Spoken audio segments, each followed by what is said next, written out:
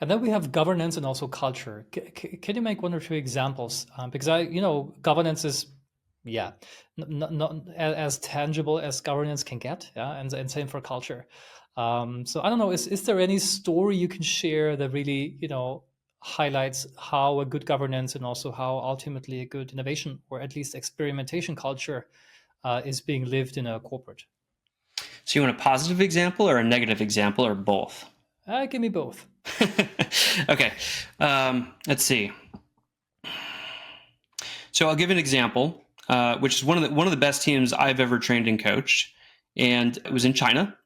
And this team was just on the road for 10 weeks. I mean, just out with customers, interviewing customers, building MVPs, just running experiments. I mean, it was beautiful.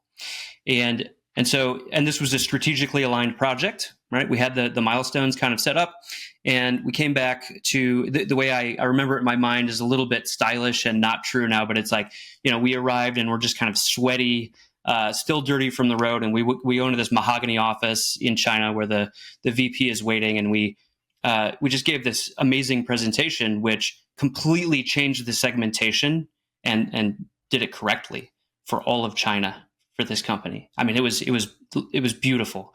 And we made a product recommendation based on facts and data that was pretty much incontrovertible. And the VP said, well, thanks a lot. That was really great. I appreciate all the work. We decided to do something else 6 weeks ago, so appreciate your time. Basically, like, thanks for playing. And it was absolutely horrible. So it was strategically aligned. We had the milestone. It's just the governance was broken, right? And so the reason that Lean Startup works in Silicon Valley is that VCs will not give you more money unless you produce evidence that there's a there. So the system works. And so the biggest issue with governance in big companies is when senior executives aren't asking for evidence to make decisions, why would teams do it? Or if they do run experiments and the executives say, whatever, like we decided to do something else, the system's broken, right? Somebody needs to play VC, basically, in the big company. So basically, that's one of numerous examples where the governance just wasn't set up. And as I was saying, somebody's got to play VC inside the big company. So there has to be an executive. And by the way, it doesn't have to be a growth board. It doesn't have to be a product council. It could just be a person even who's saying, look, this is what I'm asking you to do. Your job is now to go out and get evidence to make sure that we're building the right thing in the first place. And I'm not going to let you through a milestone unless you give me the evidence that milestone requires.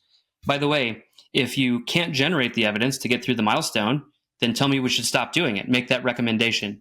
The job of a team, especially in the innovation use case of Lean Startup, is to make the right recommendation about whether we should pivot, persevere, or park this particular initiative. And it's not to just get everything through no matter what.